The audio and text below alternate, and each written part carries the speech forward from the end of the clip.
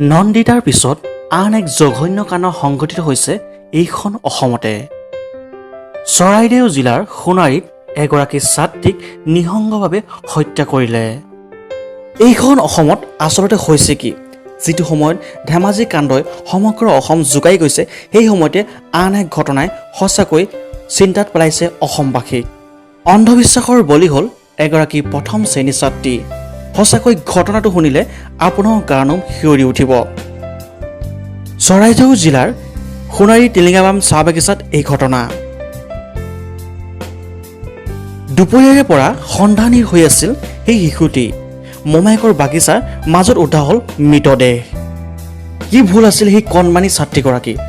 বৰ্তমান সময়ত বিজ্ঞান প্ৰযুক্তিৰ দিনতো এনে অন্ধবিশ্বাসৰ বাবে বলি হ'বলগীয়া হ'ল সেই কণমানি ছাত্ৰীগৰাকী। সেই ছাত্ৰীগৰাকী সঁচাকৈ ন্যায় পাবনে? এতিয়ালৈকে কিন্তু দোষীক ধৰিব পৰা নাই।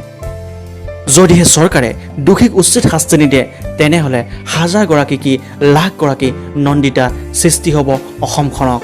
গতিকে এই কথাটো চৰকাৰে অতি গুৰুত্ব সহকাৰে লোৱা উচিত।